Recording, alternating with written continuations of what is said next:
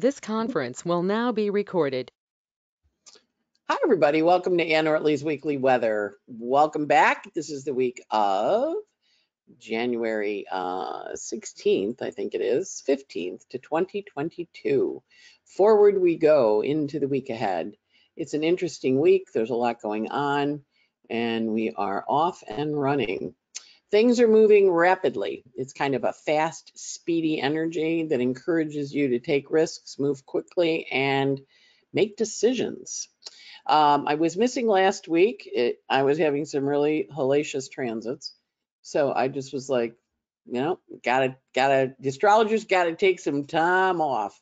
It's funny because I have a few friends that were born in 54, obviously, because that's my birth year. And they were all having tough weeks too. So I think it was just the 54-year baby's week to take a week off. So thank you for those of you who wrote and inquired. I'm fine. We were doing Twitter, so if you follow me on Twitter, you know it was there. But I appreciate the kind reach outs. And yes, I was really having a very crappy week, so I appreciate the kindness of people checking in on me. Secondly, we are trying a new recording thing. For those of you who do the podcast, I record on this little guy, and I bought it recently, and people kept writing going, there's like all this audio feedback, like what's going on? It's apparently a very sensitive little guy. And so I bought it a microphone. So we'll see if our audio quality is better this week for the podcast people, because they were kind of like, what is going on with the audio, the feedback? So we'll see if the microphone helps. That's what my little black thing is here. Technology, we love it, we hate it, it's always something fun. So our forward motion, full steam ahead into the new year, and off we go into the new week. Of course, this is a list of the weeks, the dates for the month ahead, which I'll be putting in every week. This is an excerpt from my year ahead thing. This is a list of the hot dates. Now, because I missed last week, I would like to include the Mars direct energy here, because Mars went direct last week in the middle of it in terms of all of our, our lives. It kind of had this shifting energy. So that happened on Thursday. And also on Wednesday, Eris stationed direct. So Eris was stationing at 23 and change. Mars was stationing. That's why last week was kind of rough. And for those of you who have planets at 23, like I do, or have planets at 6, like I do, 8 rather, like I do, it was like one of those weeks where everything kind of went, oh. But now Mars is direct. So this is the chart for Mars going direct. And remember, he entered his retrograde shadow on September 3rd, and he went retrograde on November 6th. And now he was retrograde through November 6th to now, and then he's going direct. So between now and the end of March, he's going to be cleaning up all the stuff that showed up in September. So we're working on figuring out what the new direction is, and because he's moving forward, we can anticipate action. But remember, he is still out of bounds until March, so he's not well behaved. And he also is answering to Mercury retrograde. And retrograde, now Mercury retrograde is going to rule the Mars. So we're going to have a lot of reversals between now and the end of this week when Mercury goes direct. And then both of them are moving forward, and then Mars is always going to be shifting. Now, one of the things we want to think about with Mars and Gemini is, what is Mercury doing? And so in the time we've been watching Mars go through Gemini, Mercury has changed signs a few times. This time, as he goes direct, he's in Capricorn, but he's in Capricorn retrograde. So that's going to carry, even though he's direct, it's still going to have that retrograde kind of feeling. And of course, we are going back to September 3rd to look at the stories that started then to see what happens with them going forward. So it's an interesting Mars retrograde. I'm personally ready for it to get out of Gemini, because you have to do everything twice. Part 1, part 2, I've got the podcast, I got the microphone. How many of you have been doing doubles, right? We had the football player have 2 heart attacks. This week we had Evel Knievel and Lisa Marie Presley's kids, or Elvis Presley and Evel Knievel's kids die. Lisa Marie, and I'm blanking on the son. Gemini, doubles. And if you haven't done it twice, you're not done. And that's through the end of March. So once, twice, and then you're good to go. So understand that energy of the double is really prominent all spring, or all winter going into spring. When spring comes, Mars then goes into Cancer for 2 months. And then every time the moon changes, every 2.5 days, we get a new Mars. But it's a little easier, I think, because at least Mars is in a cardinal sign instead of this indecisive Gemini back and forth. And of course, it does doubles. Now we have a president in office, Biden, who has top classified secret documents in his house, in his various locations. And two, of course, there's at least 2 caches. I think now we're up to 3. Hey, it's Gemini, it's double time. If it hasn't happened twice, you haven't heard the whole story. So just know that that's part of it. We also have Uranus right now riding at the world point, and Uranus is going to station this week, which is kind of a big deal because it's basically been parked at this world point for the last couple of weeks, and it will be parked at it for the next few weeks. But it stops this week to go direct, and it shifts focus and says, okay, now I'm moving forward in a new way. And what that's going to encourage us to do is take action and change things. Now, remember, all last year, we were having Uranus and Saturn in an argument, saying, what is the structure of your life and how do you need to change it? And now that Uranus is going forward, and Mercury is going forward, and Mars is going forward, and Eris is going forward, the whole sky will be going forward. And that means full steam ahead, lots of new stuff coming in. And as the planets enter new parts, new signs, sections of the sky they haven't traced through before, they're going to be tracking in new, fresh snow. So if you think about snow, if you grew up like I did upstate, when you go out and you're the first footprints in it, right? So as they go forward over this next few months, they're all tracking in fresh snow, getting us ready. And, Pluto's going to go up to 0 Aquarius. Saturn's going to go up to 6 Pisces.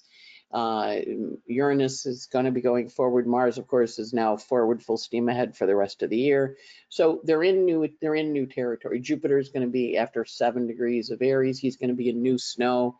So there's a lot of new things coming, but there's an element of finishing up the old stuff because Mars is retrograde now going. He says, well, remember, get it, yay. And so just do it twice, do the new thing and the old thing. I have a couple of customers who are installing systems, running the old system, running the new system, running parallel. That's the energy. So it's helpful to know doubles, change. And now as Uranus goes forward, he says, we've been talking about this change for a while, and I need you to make it happen. And so now this is when all that stuff you've been saying you're going to do, this is when you do it. So it's good. It's an energy of forward motion, but it's also pretty intense because world points make us notice it. And somebody has said, can you explain what world points are? Yes. World points are the season ingresses. So when a planet gets to 0 on the equator, 0 of Aries, 0 of Cancer, 0 of Libra, 0 of Capricorn, that's a world point. We divide that in half. We call those the cross quarter days. Groundhog Day, Candlemas, Beltane, May Day. I think it's Lammas in August, and the Assumption Day, Blessed Virgin going to heaven, and then Halloween, Samhain, All Saints Day. So those are the cross quarter days, and that's when the sun is halfway through between winter and summer and spring. So that's 15 of the fixed signs. And then you divide it again, 15 and 0, 15 of the fixed. So you divide it again and you get 22.5 of the cardinal and you get 7.5 of the mutable. So when you have planets at those degrees, 1 degree on either side, they're known, they're famous. There's events that make us pay attention in our own lives as well as in the world. And when you have them in your chart, it's always interesting. A while back, my assistant had me do, I did a way back when she first started working for me, she was doing a fundraiser and she asked me to do a reading, like sit in the back room and do readings for this fundraiser for her theater company. And I said, okay, that sounds good. So I'm in the back, I'm doing readings, 25 bucks in the pot goes to Rose. So the next day we were kind of new working together. She goes, so I have a question. I said, yeah. She goes, you told some of those people they were going to be famous. and you told some of the other people, you didn't say it to some of the other people. And I said, well, if they didn't have it in their chart, I didn't say it to them. She goes, oh, so the ones that you didn't tell aren't going to be famous. I'm like, and I kind of think about it. I go, it's a bunch of 20-year-olds living in New York, all trying to be in the theater. Yeah, I don't know. Yeah, sorry. So 3 of them I told are famous. And the other ones, I don't know what happened to them. So it's an interesting energy because it's a point, it's an energy. And sometimes it's a temporary fame, like Tanya Harding had. She just had a quick little fame when she whacked Nancy Kerrigan's knees, and then she kind of disappeared. But it was a progression. It's Andy Warhol's thing of everybody has their 15 minutes of fame. So that's where it comes from. And when you have a planet on it, usually it brings it to prominence. Some people have it naturally, like Colin Powell has it on all his angles. And so when he died, they gave his birth death, and he was a birth time unknown. So I pulled the chart, I looked and fiddled, and like boom, every angle was on the cross, every midheaven IC descendant was right on the world points. I'm like, well, he's a famous general known around the world. Yeah, that would make sense. And it would give him a birth time of like 5:01 in the morning or something like that. And I'm like, oh, okay, that makes a perfect sense. So the energy of kind of adjusting it. And when something comes to light or something is known, we watch it. So with Uranus hanging out in Taurus on the world point, we're really seeing change coming to us, being announced to us. And we also see, as Mars went direct, we see Mars is on a world point, 7.5. Notice it's 8 in Schmidgy. We also see Sun 22.5 on a world point, right? Because there's the Sun at 22 of the cardinal. And so when we see that, we kind of know, oh, this is going to be a bigger, like some years are just years. There's nothing particularly going on, but some years are big years. And so when you see these points activated, it's always really interesting to look at and go, okay, got it. Why is that day the way the day we're doing it?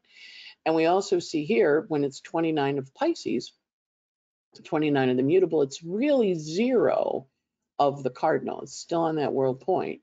So those are the things where people like, who made Post-it notes? Well, you don't know who made Post-it notes, but you know the note, you know the thing they made. So sometimes they're famous for something they made that you don't know it was them, but they're the one that did it. So that's what world points are. That's your little astrology lesson for this weekly podcast. So then next up, Mercury stations direct. That's going to happen. I got to put my glasses on. That's going to happen here on the 18th, on Wednesday at 8 in the morning. And of course, Mercury has been retrograde and he goes direct and then he leaves his shadow. Now he is stopping at 8 of the cardinal signs. And he's also stopping right as the Sun and Pluto are about to meet. That makes his commitment energies very strong. Of course, the Sun meets Pluto every year, but this is like minutes away from him. So when we see this, we go, okay, Mercury is really paying attention. We also have Saturn and Venus very close. They're in a very tight kiss. And we also have, which they meet up later this week. And we also have Neptune on the same point from last April. So this is the planets all saying to you, remember last April when we talked about the dream? Time to get moving on the dream. We also still have Uranus on the world point. So it's forward motion, full steam ahead. Let's get things going. Forward. So there's a lot of focus on moving forward. Now, when Mercury stops, we saw it last week when the planes went down. I thought that was pretty funny. The FAA kind of crashing and burning. Not funny, but funny. Like, oh, look at the planets, and then look at the stuff in the world. So we're going to watch the 18th for communication technology and equipment failures or computer failures, things like that. We also later that day have the Sun-Pluto conjunction exact, and that is, of course, an annual aspect. And this is really Congress. The 11th house is Congress. These are the charts cast for DC. So we can anticipate committee assignments happening. We can anticipate investigations starting, and we can anticipate a forward motion.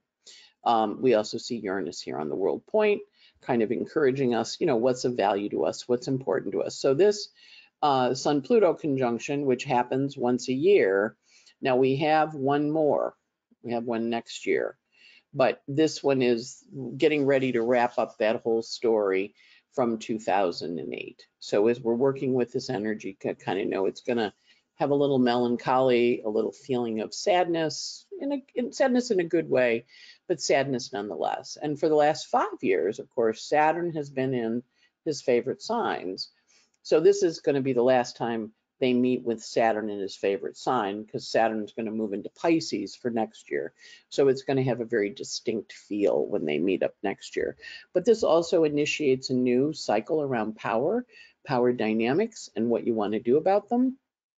And because it is 28 degrees, it's towards the end, it's the anaretic degree, it's a lessons learned aspect. So you want to pay attention to what lessons have been learned in this time, since January of 2008, because we're in kind of the wrap-up mode. We're in the, we're getting in the part where the credits are getting ready to roll for Pluto and Capricorn. So we're going to have credits, and then how like sometimes you watch a movie and you go, that was really good. I'd like to go back and look at this one part again. So we're going to get to go back and look in June. Pluto's going to go into Aquarius in March, but then he's going to go back, in March, and then he goes back into Capricorn in June. So we're going to be able to watch the highlight reel, or how like sometime in the closing credits they do the bloopers. But this is big, because Sun and Pluto are saying, okay, I have been tutored by you, Pluto, in power dynamics around companies and businesses and governments, and I'm really trying to understand those new things. I've been tutored around you by Pluto and Capricorn, whatever house Capricorn is in your chart. Next up, Sun enters Aquarius. Happy day. He loves to be in Aquarius. He stimulates the energy of big picture. He backs up. He gets off the what is about me, because Capricorn is a me sign. Like, what have I accomplished? What have I done? He goes into Aquarius. He goes, okay, what have we done? What are we going to do?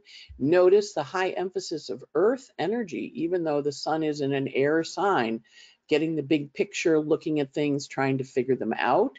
Notice the moon and Mercury are joined in this ingress. This is a 30-dayer, but it is very much about what's the focus. Of course, the midheaven is Virgo. Technical details, how are we going to do them? Lovely grand trine, trines in Earth, which kind of encourage us to move forward and see things in a different way, understand how to work with energy physically. Very little water, not a lot of emotion. When I see that, I'm always a little cautious when it's a mundane chart, because it does invite us to maybe not be the kindest, because we're not really feeling empathic, but we are feeling physical. We're feeling very much about, this is the structure, these are the rules, these are the things that we should do. So as the sun enters Aquarius for 30 days, happy birthday to our Aquarian friends. And then right behind it, there's a new moon on Saturday afternoon at 3:53. So that new moon gets us a forward motion. Of course, we have a new moon in every house of your chart during the course of the year. This new moon is at 1 Aquarius. Now, this is going to activate the Jupiter-Saturn conjunction from December 20th of 2020, because they're sitting right on that point. And in a couple months, Pluto goes into Aquarius and he activates that point. So the dream that you're going to be building from 2020 on is really getting initiated this year, because we had that conjunction, and then we had the Uranus-Saturn square saying change, change, change, change, and both Saturn and Uranus rule Aquarius. Aquarius is the modern ruler, discovered during the last time Pluto was in Aquarius in 1777. And Saturn, of course, has always ruled Aquarius. So the two of them are working together, but Venus is next to Saturn. She's coming up and saying, we need to really be dedicated to what's important to us. And of course, Uranus is still on a world point saying the decisions you make are long reaching. So this is a particularly, if we look at the new moons of the year, this is probably, I would say, the second juiciest. The one that I'm really looking at is the one that happens in April rather, on the eclipse on April 19th. That one's really, really juicy because that one's at 29. Aries. But this one is an initiating energy. It's really going to be talking to you about the bigger picture. And so the energy, again, with Uranus on the world point, slowing to a stop. Mars is now direct, Mercury's direct. We're now making commitments. We also have a hard aspect between Mercury and Mars. It's a quincunx, which is a finger of God. And we also have Mars forming a quincunx to the south node, and then the south node forming a quincunx to the Jupiter and Juno. So these form two intermingled fingers of God, yods or yods. So this is also an important turning point new moon for us. So it's got a choice, it's got energy about making choices. And because Mercury is in an adjusting aspect to the Mars, he's going to be asking Mars, well, like, what do you want to do? And also Mars and Mercury are in what we call mutual reception, which means they can change places and they can swap. Mars can be in Mercury can be in Mars in Gemini, and Mars can come over here and be exalted in Capricorn. Now, some people don't count planetary pictures when the nodes are there, but having studied Vedic astrology for 7 years, I do, because they really treat the nodes like people or planets. So I count them in pictures. So, but that's a juicy one because it's on the south node, as the south node's getting ready to leave Scorpio in July. So we have a lot of energy here where the chart's kind of like, all right, juggling, trying to juggle and get stuff up and going, but also recognizing it's needing to make choices. So back when I was saying, don't worry about it, you don't have to decide until January. Now you got to start deciding. And, you know, just listen to your heart's path. Listen to what's encouraging you to go break in a new direction. Uranus is up there near the node. It's on a world point. Listen to what your heart says it would like to do, because that's the best way to proceed. And we do have Venus here next to Saturn. And Venus-Saturn conjunctions are a little difficult, but they ask us to make a commitment. They say to us, what's the commitment you're going to make? And more importantly, why are you making that commitment? And we also see Juno up here, now in Aries, new sign, new season, new beginning, coming to partner with Jupiter. And so Jupiter and Juno this week are saying, hey, what's our partnership going to be? What is our partnership not going to be too? Do we want to get rid of some partnerships or shift them?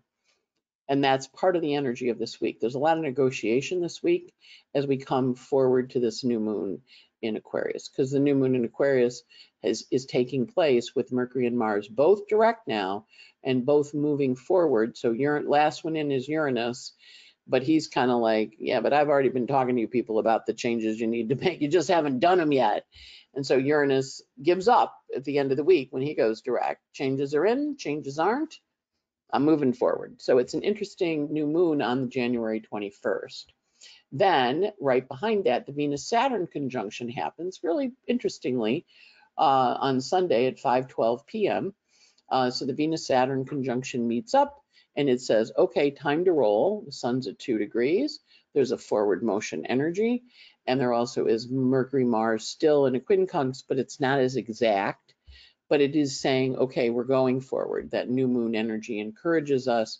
The Venus-Saturn also says, what is your commitment to your tribe, to your group, to your heart, to your Saturn? Because remember, Saturn in each of our charts always looks at what's going on in the sky to get information about what it should be doing. So when Venus meets Saturn in the sky, anybody that has a Venus-Saturn aspect like I do, they're feeling it. They're feeling like, oh, I have to make a commitment. I have to do something. What do I do? What do I do? How do I do it?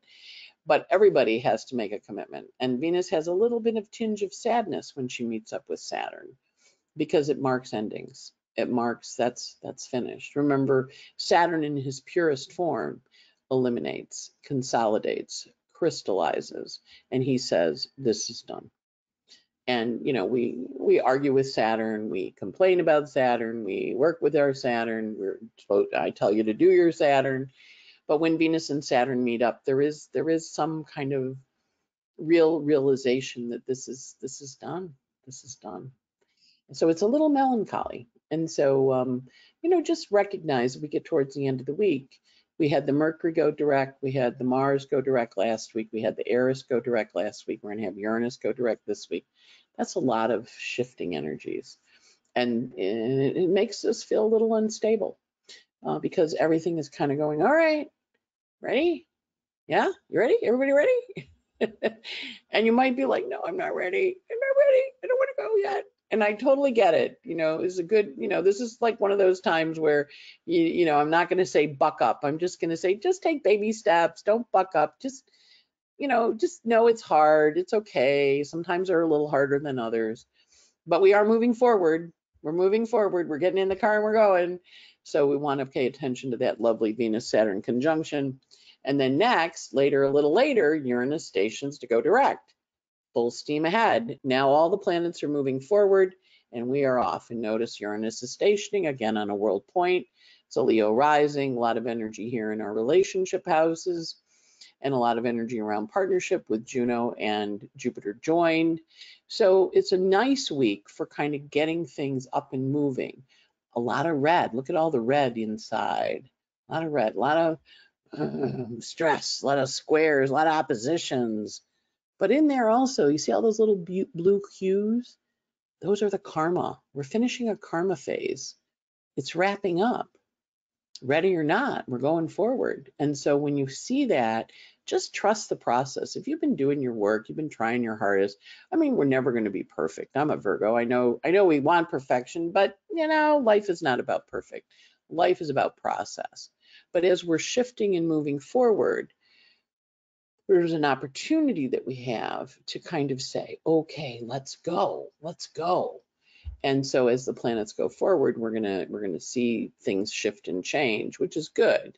And we're gonna feel much more like, okay, we're not so stuck, we're not so blocked. And remember, a lot of times when the planets stop, it feels like we're stuck. So if you've been feeling a little stuck, now after Sunday, it'll feel like, okay, I'm moving forward because Uranus is moving direct. And remember, our Mercury retrograde, he is gone now. He's stationed, and now he's gotten back here, and now he's going to station and go direct and travel through this section of sky that he was retrograde in. And he entered his shadow on December 8th, December 12th rather, at 8, and then he stationed retrograde on December 29th. And now he's gone direct on the 18th of this month, and he'll leave his shadow on February 7th. So think back to what you were working on in December 12th. Now we get to figure out what he's doing between now, the 18th, and February 7th, when he's into new territory. Because up until then, he's still going to be retracing his steps. Remember, he comes in, there's 8, he gets up to 20, then he goes back, he's stationed at 8 this week, and then he leaves and goes out. So when we get to February, we're free of the Mercury retrograde. So we're still in the shadow, which means you can still talk to your ghosts. And I haven't really emphasized ghosts a lot because Mars was retrograde. So all the ghosts were coming back with Mars retrograde. But you still now, because Mercury is in his shadow, he'll be bringing in some ghosts. And also because Mars is in his retrograde shadow until we get to the end, to I think March 25th, we're talking to the ghosts. So those are the energies and the themes of the week.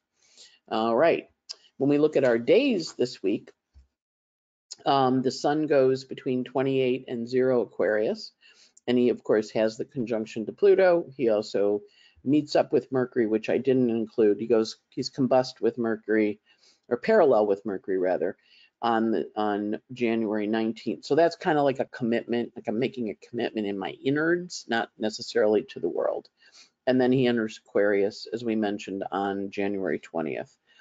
Mercury this week goes retrograde direct. He's at 8:55. He gets all the way to 9:19. So he's like basically parked 8 and 9. If you have planets in your chart at 8 and 9, Mercury's kind of sitting on them, talking to them. Whatever you're hearing this week, very important to pay attention to. There's an ear, I didn't cover it, but there's an ear in the sky, which is like, listen, oh, that's what's going on. And Mercury does have really important connections that he makes on Sunday, the 22nd, because he has trines to the nodes that day. And that's a big day. We have the Uranus station, we have the Venus-Saturn conjunction, we have Mercury trine the node. So really pay attention to who you meet on the 22nd. In my case, that's when the cruise is. So I'll be meeting a lot of people because there's going to be 50 of us on the cruise. I mean, there'll be more than 50, but 50 in the astrology group. There also is, Mercury is, because he stations on, he stations on the 18th, on the 17th and the 20th, he has that quincunx to Mars is exact.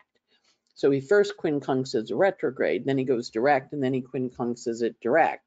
So this is Mercury and Mars really renegotiating the terms of the deal. So it's like, well, I thought we were doing this, and Mercury goes direct. All right, now we're going to do this. So it's a real shifty kind of week in terms of contracts and ideas and things you're doing. And once Mercury is direct and Mars is direct, now they're kind of going, all right, we figured it out. Venus this week runs from 15 Aquarius to 24. And she doesn't have a whole lot of activity this week, but she does have aside from her union with Saturn, which is nothing to sneeze at, but that happens at the end of the week. She does have a contraparallel to Uranus. They're both on world points. So that's very much about the two of them arguing and separating. So Venus is a good week for breakups, or good weeks for, I'm not going to go forward with you anymore.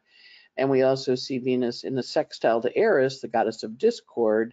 That's going to happen in the 22nd in midnight, like at night. So there's kind of a stressful energy here. We also have Jupiter going from 3 to 5, and he marries Juno, as we mentioned, on the 22nd. They have their little partnership that they form. We have the Uranus sextiling Athena. That happens on the 18th, which is the same day that the Sun and Pluto meet up.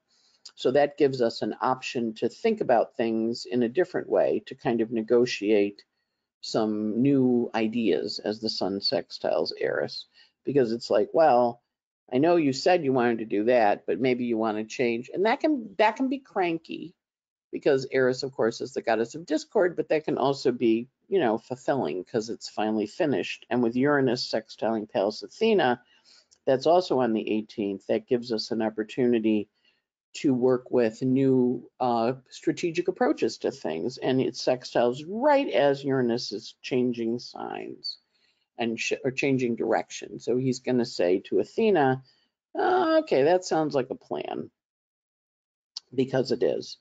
Not much with Vesta, Athena, or Juno. And that's it. Let's look at the moons. Little moon calendar here. All right, so this week, today, the moon is in Scorpio all day. When in Scorpio this morning, it'll be in Scorpio tomorrow on Martin Luther King Day. It'll go void at 9:27 in the morning on Tuesday, and the moon in Scorpio goes void with a lovely sextile to Pluto in power.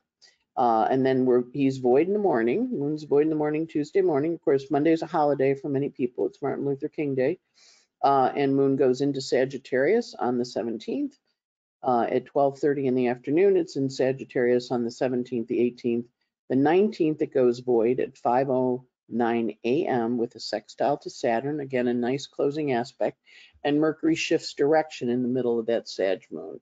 So there's a nice energy there of shifting, and also the Sun-Pluto meet up as Mercury shifts. So that can be a commitment energy too, where we're like, okay, this is what I'm committing to. Then moon goes into Capricorn on the 19th in the afternoon at 2:11 p.m. It'll be in Capricorn Thursday afternoon, and it'll be there Friday, and it'll be there Saturday at 10:52 a.m. The moon goes void on Saturday morning in Capricorn with a conjunction to Pluto. Its void enters Aquarius at 1:29 in the afternoon on Saturday the 21st, and then there's a new moon at 3:53 p.m. and the moon is in Aquarius on Saturday, Sunday, and Monday, going void at 5:19 with a conjunction to Venus. So Saturn and Venus are meeting up. Their last aspect is a conjunction as Saturn goes void. Moon meets Venus as a conjunction and goes void then. Interesting. I didn't really, yeah, because Venus is past Saturn. Okay, that makes sense. Yeah. It's Lunar New Year on the full moon that we have on the 21st. It's the year of the rabbit. Rabbits are happy, rabbits are frisky, rabbits hop around, rabbits have a good time. So it's the year of the rabbit. And the aspects on the Uranus station day, they're good. They're a little intense, but they're good. And then the intense days are this week, probably the 19th, Thursday the 19th is pretty intense. Couple reasons, it's just got some hard aspects that day. And also Mercury stationing is always intense because communications are just kerflooey. So that's going to be Wednesday. So those are the intense days this week. And also a little bit on the new moon day on Sunday or on Saturday, the 21st. I have a new moon webinar this week on Friday, the 20th. If you want to sign up and look at this new moon with me and do a ritual to put it in. If you don't, remember the new moon is at 1:29 on Monday. So Monday, or 1:29 on Saturday, the 21st. So new moon ritual, Saturday afternoon, 1:29 on East Coast time, of course. The 22nd, the 23rd, the moon is in Pisces after 12:30 in the afternoon, and it's in Pisces on the 23rd, the 24th, going void on the 25th with a nice sextile to Pluto at 11 in the morning. So those are good days to do your ritual. I would skip the Aries moon just because it's a little intense, but some people like to do it on an Aries moon. I'm not going to say don't. I'm going to say caution because it's an opening square to Pluto. So those are your days for the week. So hopefully that gives you some idea about how to work with the energy. Just remember, alliances are shifting. The theme for the week is fast, fast, as everything starts to take off. So it's got that, you're kind of getting ready to launch the rocket. Remember how you watch the rockets and they kind of go like this, and then the fire in the bottom, and then they kind of start to take off, and then they're gone. That's this week. Last week was Mars and Eris direct. This week was Mercury. Next up is Uranus. And then all the rockets are in the sky. Everybody's going direct, full steam ahead until the next retrograde station, which will be Pluto in April. Setting your new intentions for 2023 is on my website. You can purchase it.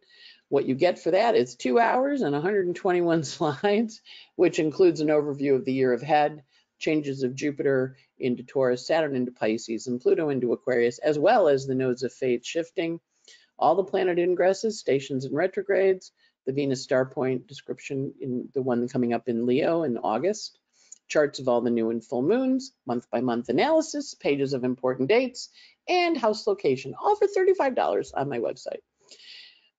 These are the new moon webinars. First one is going to be on the 20th for the new moon that happens on the 21st. That's this Friday night. Up the cruise, last week to sign up. We take off, the boat flies on the day the Venus and Saturn Uranus stations, and we have that aspect to the Mercury meeting the nodes of fate. So, hey, should be fun. I'm also going to be speaking at the Florida NCGR Atlanta. That's a hybrid thing, so you can come in person or you can come online if you live over in the Davie, Florida area, which is near Miami, Fort Lauderdale, all those guys. There's a Time for Technique conference that's going to take place for OPA. That's on April 21st to the 23rd, and I'm one of the speakers speaking on giving you new techniques on how to work with things, techniques that you can apply in your daily practice. Also, I'm going to be speaking at NORWAC in person out in Seattle, but it also is a hybrid conference, so you can attend from your living room or you can go to Seattle. And then last but not least, the weekend of June 30th through July 2nd, which is 4th of July weekend, I'm going to be back at Omega speaking in astrology consciousness and the great shift with Lynn Bell, Rick Levine, Rachel Lang, and Maurice Fernandez. This will be our 3rd year there. It's a beautiful place if you've never been. It's a beautiful, really gracious, kind of magical retreat. So those are the available, conferences where you can come and learn astrology. We can come up and say hi. We can go out and have a drink, usually tea, but we can have a drink. And yeah, forward we go. Into the new year, full steam ahead. Off we go. So that's the energy for the week. And then last but not least, we have Cupful of Stars, where you get a daily audio of what's going on in the sky and a list of the aspects, which are they're sometimes a little longer than the ones I send out on Twitter, but they're on Twitter too. And you get a podcast. And lately I've been doing songs because sometimes the songs sum up the day. So that gives you an idea of what to do in the week ahead. Hopefully the microphone worked for the podcast people. And the audio quality will be better. appreciate you writing and expressing your frustration with the audio. I didn't have any idea why it was so bad, but somebody, I don't remember who it was a guy who wrote, I think it's a fan, Anne. And I'm like, oh, a fan. Yeah, there's a fan right here on my desk. And I'm like, oh, and this is like a supersonic, really high quality. But when you look it up, it has ambient noise really good. So I guess it's good for eavesdropping in bars or wherever, you know, catching the criminal. But it makes people crazy when the podcast audio is off. So now we have a mic, and hopefully it worked, and the audio quality is better. And on that note, I wish you a great week. Have a good time. Remember, you're a child of the universe. It's unfolding, and it's going full steam ahead. The theme for the week is ready, set, go. We're going to have fun. Have a good one. Take care. Bye.